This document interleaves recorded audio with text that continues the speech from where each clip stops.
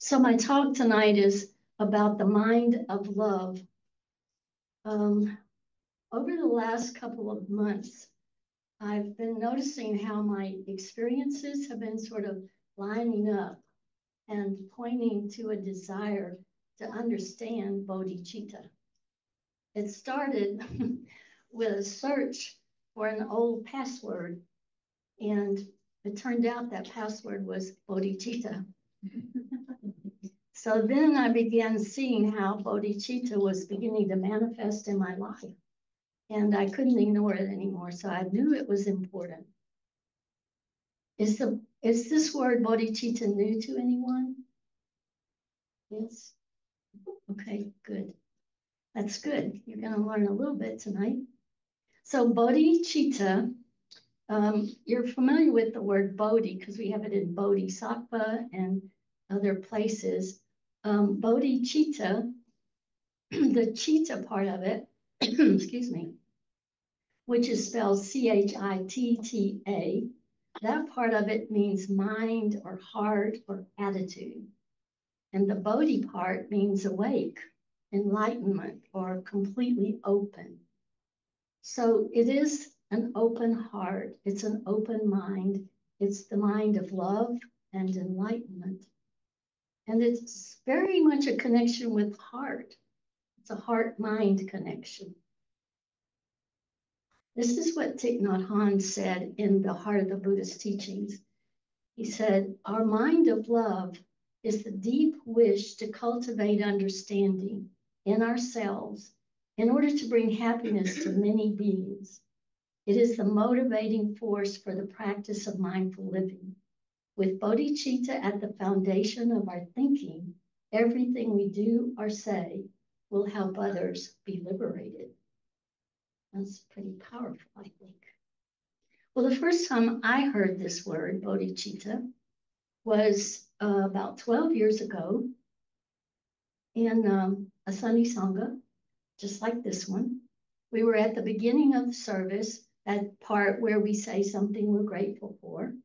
And my friend Liz Barnes said, I am grateful for bodhicitta. Well, I didn't have a clue what bodhicitta was, but somehow it landed as something important. And so I felt the energy beyond the word. But, like it often happens, I didn't really pursue it. I didn't really pursue an understanding of bodhicitta at that time. But the idea just kept visiting me off and on for many years. It was that search for an old password that sparked my interest again. And I decided to invite life to show me what bodhicitta is and how it manifests in my life. So be careful what you ask for, right? But this is what I want to share with you during my talk. I want to share first how things happened in a series of events and circumstances, and they just began to show up. Perhaps they've always been there and I hadn't noticed, but at this time I was noticing. So the first thing was that Pema Chodron's book, The Places That Scare You. This book was sitting on my bedside table for probably 2 or 3 months. And I would occasionally read from it, but since I wasn't reading it continuously, I would never remember. And so I just started going at the beginning again. So I picked up this book and started reading from the beginning again. And guess what I found the book was about? Bodhicitta. So anyway, I picked it up again, and that's what the book is about. So I'm going to share information from that book later because Pema Chodron is one of my favorite teachers, along with Thich Nhat Hanh. And I really like the way she explains bodhicitta and how to manifest it, how to keep it alive, how to nurture it in ourselves. So first it was looking up that password, then it was this little book, and then On Wednesday nights in the Inner Being Sangha, we have been reading Zen and the Art of Saving the Planet by Thich Nhat Hanh. And this was the second thing that pointed to really an urgent need for bodhicitta in the world. I'll also share about that in a bit. The next event was on a Friday night when George, my husband, and I went to a concert. Small ensemble of singers. They're called Voces 8. They're really, really good if you're interested in that sort of thing. So this program consisted of a wide range of choral music, including several popular songs and jazz arrangements. But the song that really touched me the most deeply was the song Starry, Starry Night, written by Don McLean back in the 70s. According to Wikipedia, Don was sitting out, I guess he was teaching in a school or going, anyway, he was sitting outside of school eating his lunch, and he was reading a book about Vincent van Gogh. And I'm sure it impressed him. He just wrote this song right then and there on his paper bag. And when I heard it, for me, this song opens me up. It's like the suffering that he went through is, I don't know how to explain it. It's just, I'm going to play it for you so you can listen to it and see if it opens you up. It's like this individual was just calling out for the kind of bodhicitta that, we could have offered, somebody could have offered. I did read one thing about him in an excerpt from a book, and apparently his mother rejected him from a very early age, and he was never able to win her approval. She didn't like his art. She called it ridiculous. So he had a sad life, a lot of challenges, and yet he produced some incredible art. So let's listen to Starry, Starry Night and see how it touches you.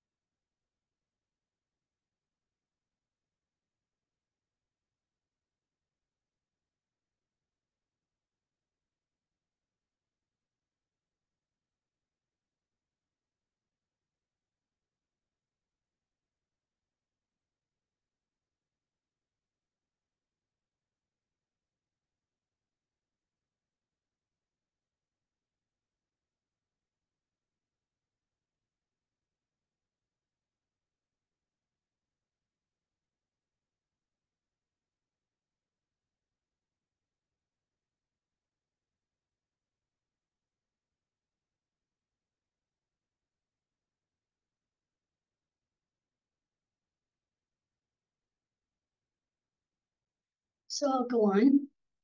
The next thing was that Ashley and June gave beautiful talks the last couple of weeks. Ashley gave us some tips about opening our hearts.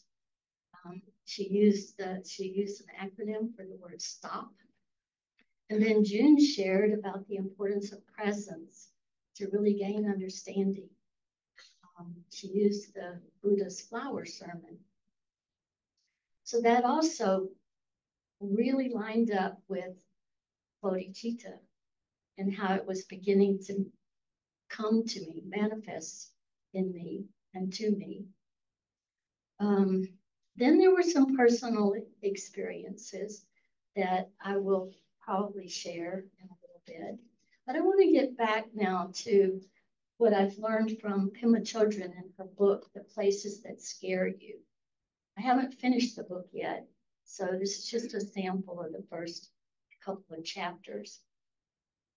In the beginning, she says, if we were to ask the Buddha, what is bodhicitta? He might tell us that this word is easier to understand than to translate. He might encourage us to seek out ways to find its meaning in our own lives. He might tantalize us by adding that it is only bodhicitta that heals, that bodhicitta is capable of transforming the hardest of hearts and the most prejudiced and fearful of minds. Her teacher, you probably know, was Trungpa Rinpoche, and he liked to say, everybody loves something, even if it's only tortillas. So, and that's true, you know, even the most corrupt person loves something, even if it's only tortillas. But a lot of people who appear to be very, very vicious and mean love their children and they love their family. So everybody loves something. And if we can tap into that area, we can change things. We can change the world, or at least some people. Bodhicitta is sometimes referred to as a soft spot. It's a place that's vulnerable and tender, like an open wound. That's pretty much what I feel when I listen to that song about Vincent. It touches my heart. It kind of breaks my heart, you know, that he lived like that.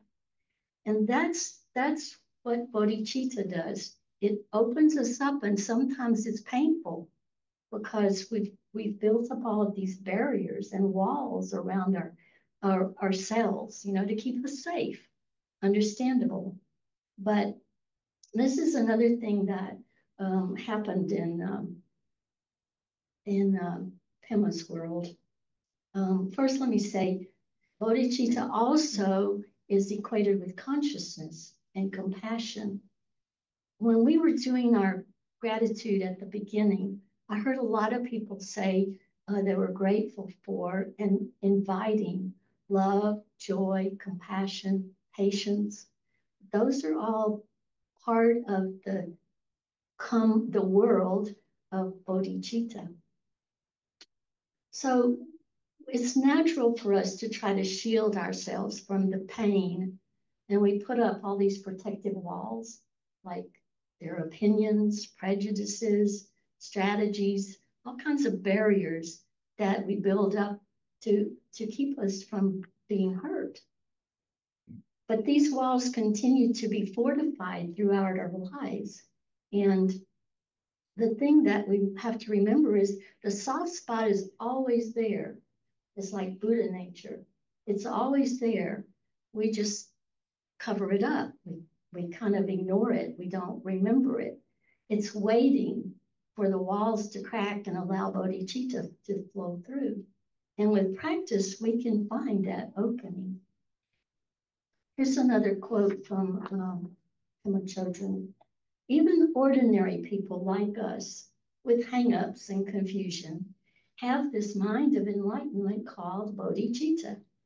The openness and warmth of bodhicitta is in fact our true nature and condition. When they were digging the foundation for her retreat center called Gampo Alley, they hit bedrock and a small crack appeared. A minute later, water was dripping out. And then an hour later, there was just a strong flow of water and the crack kept getting wider. She said, this is like finding the basic goodness of bodhicitta inside us. It's tapping into a spring of living water that has been temporarily encased in solid rock. And that's what happens with us. If our hearts get encased in the fears about our own well-being and the pain of disapproval or betrayal, then we're like that bedrock. And it's only when we have the courage to look deeply, to look compassionately, to accommodate our own fears, that we begin to allow bodhicitta to flow, because it's always there. It's like that Leonard Cohen song, there's a crack in everything. That's how the light gets in. So we already have these practices in our practice. We do meditate. We've done loving kindness meditation, and we talk about it. It's in part of our program when we sing the Bodhisattva chant. We know about compassion. We know about joy and equanimity. Those are all tools that help us to create to open the space of bodhicitta. So I said, I have had some opportunities to practice with this recently. And the first thing is that I noticed I was driving to a place where I had been before, but I was nervous and anxious and stressed about getting there on time. And I was anxious that I might be late, and people were depending on me. And I just got all really shaking nervous. It was like, what is this? So with time and reflection, I was able to see that that was an opportunity to learn what is happening in me, and to let my heart open up, to let the tightness go, to begin to trust that everything will be okay. There's also plenty of opportunity to practice during this election season. So if you get anxious or nervous or agitated about fearful about things that are going on, think of it as an opportunity to explore bodhicitta within you. See if you can figure out how to embrace it and not let it, bug you. Another quote from Pema. Here we are with so much wisdom and tenderness, and without even knowing it, we cover it over to protect ourselves from insecurity. Although we have the potential to experience the freedom of a butterfly, we mysteriously prefer the small and fearful cocoon of ego. So the next question is, what is the way to awaken our bodhicitta nature? Well, the foundation of bodhicitta training is sitting meditation, mindful awareness practice. This is something we know about. We're pretty good at this, actually. Sitting meditation cultivates loving kindness and compassion. And it's important to remember that we are sitting just to observe the mind and be present with the breath. It's not always about feeling good. Sometimes meditation is tricky. It can be difficult if your mind is racing or wandering, or you're feeling anxious, whatever it is. So if we're always looking for just to feel good in a meditation, we might come to the point where we say, oh, I'm no good at this. I'm not going to do it anymore. This is ridiculous, and say, things will denigrate ourselves and criticize ourselves. So it's important to recognize that meditation is about learning what's going on in your mind, watching it, and just allowing the thoughts to come and go, remembering to let them go, remembering that they're like clouds in the sky, just drifting across. And that's what we do.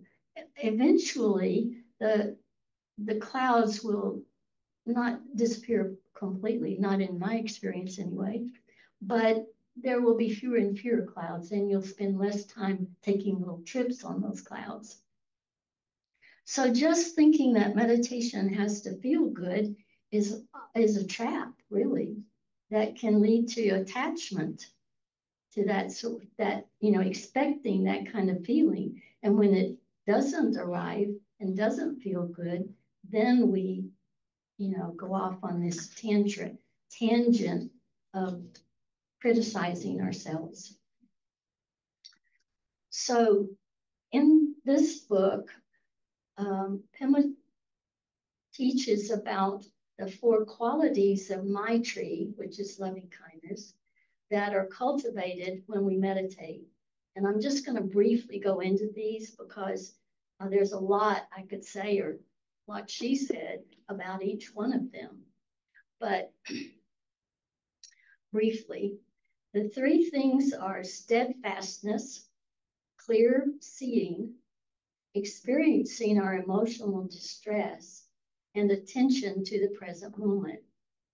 So steadfastness for her means the ability to practice no matter what comes up, to simply be in your body, be as relaxed as possible, and sometimes, do a little body scan starting from your head and down, and find the places that might be tense or anxious, uncomfortable, and calm that as much as you can so that you can stay with your sit. And she teaches this, which I think is really kind of sweet. She will say, like, if her mind is beginning to wander, she will just say very gently, stay, stay, just stay. And she said, be sure to say it gently, because if you say stay, it's like, that's not going to work. So you do it very gently. And that will begin to help us be steadfast in our practice, to stay with it, bringing our minds back to the body and the breath, just over and over. The second practice is clear seeing. We might think that after we've meditated for a while, and I remember going through this, I thought, well, this is ridiculous. I'm going backwards, I'm not making any progress because all these thoughts keep coming up, and I feel I'm noticing when I was angry about this or that. So, it's easy to get to the point where you think that you're not meditating well anymore, you're regressing. But what is actually happening is that you're beginning to see more clearly what's behind those barriers you put up. And so now you get to look at the places in your life that made you angry or fearful. And now you get to look beneath those feelings to see what's at the root of it and begin to dismantle it, basically. So that's what she means by clear seeing. The next one is experiencing our emotional distress. Ty says it this way, the way out is in. So to understand what's hiding beneath any strong emotion, we need to investigate it and do our best to let go of the stories we're telling ourselves. pretty often fear is the underlying culprit. And the last one that she mentions is attention to the present moment. Now, this is something that we are very familiar with, a core teaching in the Plum Village tradition. And we've all had some training in this quality. So present moment awareness connects our minds and our bodies, and it's inherent in our ability to love. I'm going to sum up, and then I'd like to read a passage from Thich Nhat Hanh's book, Zen and the Art of Saving the Planet. It's this is one passage anyway that has really, I have to say, it's like built a fire in me to do this practice because it's so urgent. At least it feels that way to me. So first, and maybe you think about this and see if there are some ways in which you've been noticing a series of events that were leading you in a good direction. The first thing that happened to me was I actually invited bodhicitta to manifest in my life. And then I paid attention to how it began to show up. After that, what you do is follow through, be diligent and steadfast in your efforts. And then we need to gently allow our hearts to let go of those barriers and walls, which can be scary, but it's worth it. This includes being willing to recognize when you need a break. So I have a tendency to, once I choose something, I just go for it, and then I'll get burned out. So it's important to recognize when you need a break and take it, and to really be with the people that support you and are going to align with you in your search for or your manifestation of bodhicitta. I had this real sense of urgency, and I want to share with you why. What one thing that did it for me. So this starts with his quote, the way out is in. And this is what he says. You have to go back to yourself, face your deepest fears, and accept the impermanence of our civilization. The practice is to deal with our fear and grief right now. Our insight and awakening will give rise to compassion and peace. Otherwise, we'll only make ourselves sick with denial and despair. If you can be at peace in the face of the reality, then we have a chance. Earlier, he had talked about the fact that over, millennia, civilizations have arisen and fallen. And our civilization could very well do the same thing. It's happened before, and it will probably happen again. So that was how he started this part. Let me read just a little bit more. The problem is a human one, and that is why we need a spiritual dimension. If you can generate the energy of calm, acceptance, loving kindness, and non-fear, you can help offer and introduce the dimension of non-fear and togetherness to the situation. Technology alone is not enough to solve the problem. It needs to go together with understanding, compassion, and togetherness. Our spiritual life, our energy of mindfulness, concentration, and insight is what can bring about the energy of peace, calm, inclusiveness, and compassion. Without that, I don't think our planet has a chance. So please, in your sitting meditation, in your walking meditation, in your contemplations, look deeply to get the insight of peace, acceptance, and non-fear. It needs to be a real insight. Our peace, strength, and awakening will bring us together, and each of us can do our part to avoid catastrophe and contribute to saving the planet. That's what lit the fire in me. Because I felt like I've been being a little lazy. I worry about things, but I hadn't found a way to be helpful. So I don't demonstrate. You know, it's like, what can I do? Well, now I know I can activate bodhicitta in me and follow where it leads me. So that's my intention. And I would love for you to go on this journey with me if you want to. Let me open it up for sharing. I'll just give a couple of questions you might think about, but anything you want to share will be fine with me. So perhaps there's something currently going on in your life that causes you to feel anxious. Can you identify the emotion under it? Let me ask you this. Do you feel anxious or afraid right now? No. Why? Why don't you feel anxious and afraid right now? It's not a rhetorical question.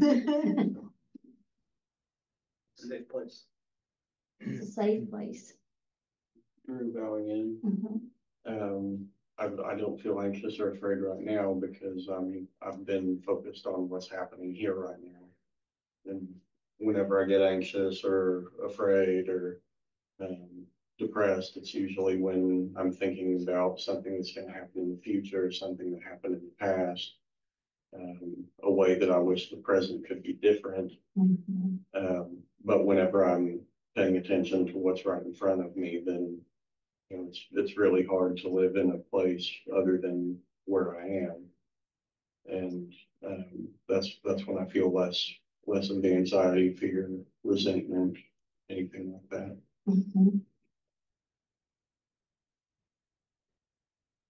So the takeaway is to practice being really present. I had a question. What do you think calms the anxiety? And Drew just explained it, being present. Do you have any other tips about what you do when you can calm yourself in these situations?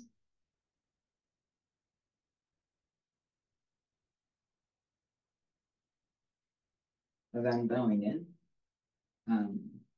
I would say in my case, be in touch with what I'm feeling and knowing that it's going to pass and everything is impermanent. And the best thing that I can do is act at that moment when I'm in touch of what I'm feeling or what I'm thinking. No. So you stay in your body, pretty much. Yes. Yeah. What else do you do? Lisa Bellion. For me, like right now, I have a family member that's going through a possible serious health issue, and there's really not a lot that I personally can do other than offer loving support. So what I always do is loving kindness, like you did for our sitting meditation, where I not only bring it to myself, but I also send that energy out to, put a bubble of healing around, to just kind of, and then just be open to whatever arises in a calm, helpful, loving way. Right, right. Thank you, Lisa. Jan, I try to accept things that I cannot change and make an effort to change things that I Kim, and that reminded me of a challenge that Nick puts to community that he suggested that we should have an outreach committee. So I'm willing to help to start the outreach committee.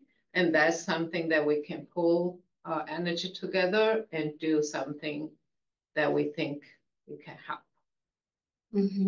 Jam thing up.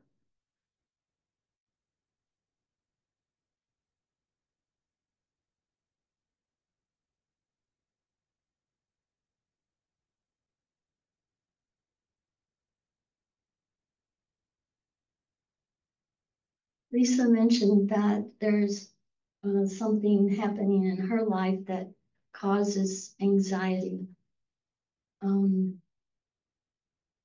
Thinking about that, do you notice anything now that you're just in a safe place and you can reflect on this? Is there something that's causing you anxiety?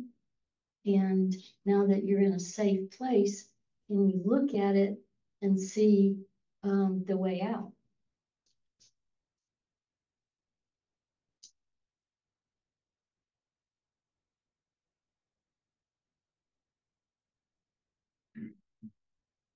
Then going in my case, it would be money because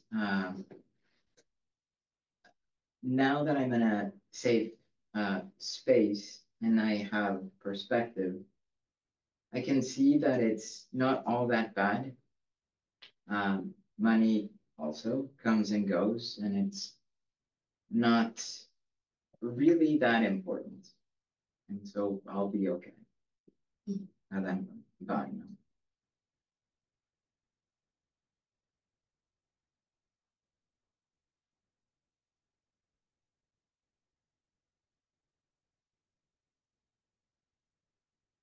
Is there anything you want to say about bodhicitta?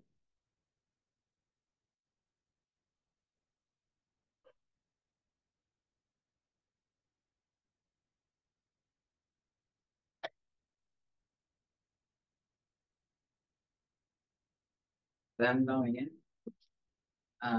I had to be hospitalized twice and almost dying to really have to look inside for bodhicitta.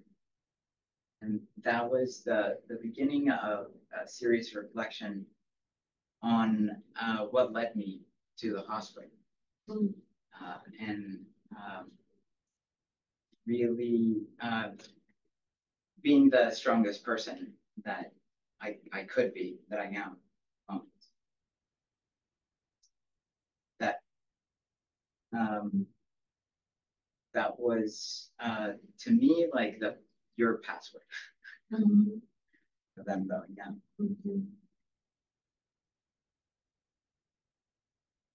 I have heard people who are recovering from serious illness like cancer or heart disease, and they say it was the best thing that ever happened to me, because they begin to recognize, you know, how they've misunderstood their life, or that they haven't really appreciated the things that they did have.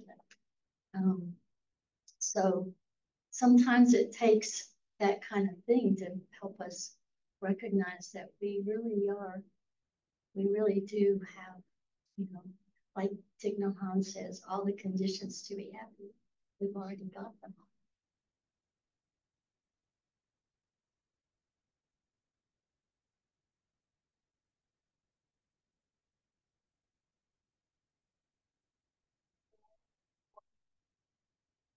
Just thinking what a beautiful thing it is when people share their vulnerability.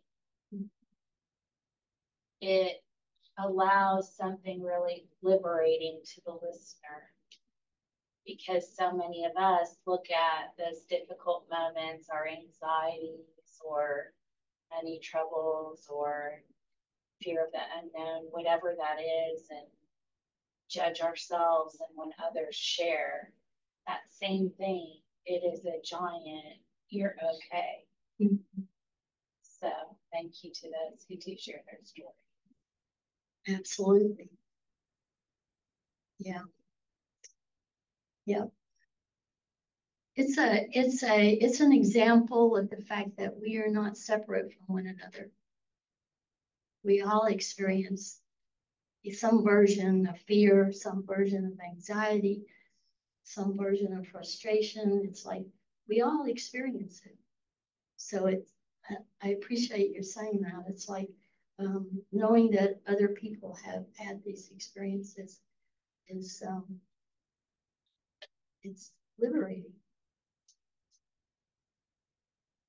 We have quite a few more minutes. Cornell bowing in. I appreciate this talk tonight on bodhicitta, Bobbie. I don't remember when I first learned about bodhicitta, but what I like is thinking about those translations, you know, bodhi being awakened or enlightened, and citta, either mind or heart. And so you can have the enlightened mind or the awakened heart. And I think both are really something to think about. For me, when it was brought to my attention to those meetings, it's like when we can lead with the mind, we can lead with the heart. And I think of, for me, it's a lot of, I think a lot in logical processes and stuff like that. And that's good. That's part of our human, you know, or human experience. But then also learning from the heart, which for me is things like trust and intuition and those things, and be able to recognize that. And through whatever you'd said that Chodron, well, one of them that you'd read, that the way to practice that is through sitting. Mm-hmm. And I don't know what I have to add, just that was a realization for me way back around bodhicitta. And I always like when I hear the word, because when I heard it the first time, it was really very powerful and meaningful. And I think that's like mantra, how mantra is something that sticks with you, or those words. And then it was also so fascinating to me that the awakened heart, that's the name of our meditation community here, Awakening Heart, is bodhicitta. And yeah, just for me, like so many of those things with meditation, it's very liberating to know that bodhicitta is possible. Or no. I think not only is it possible, but it manifests itself sometimes in ways you don't expect. Especially in this kind of community, I'm sure we all have barriers and walls to help protect us, but we also recognize the soft spot in ourselves. At least I see it, you know, in you. There are some people it's a little more difficult to detect, but I like the idea. I like the reality that there is a soft spot in everybody. Everybody has that. I think that's, I don't know, it's comforting.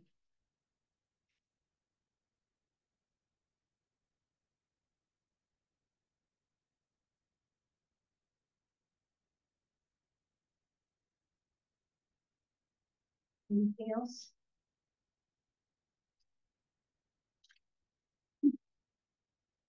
I made some copies of the meditation that I did with you. If you would like to have a copy, I have them here on the table. There are two meditations on this page. One is a very short version, and the other one is the one that used during our meditation. I find it helpful to have the words printed, you know, so that I can refer to it when I want to do it for myself. So, I guess that's it. Thank you so much for being here.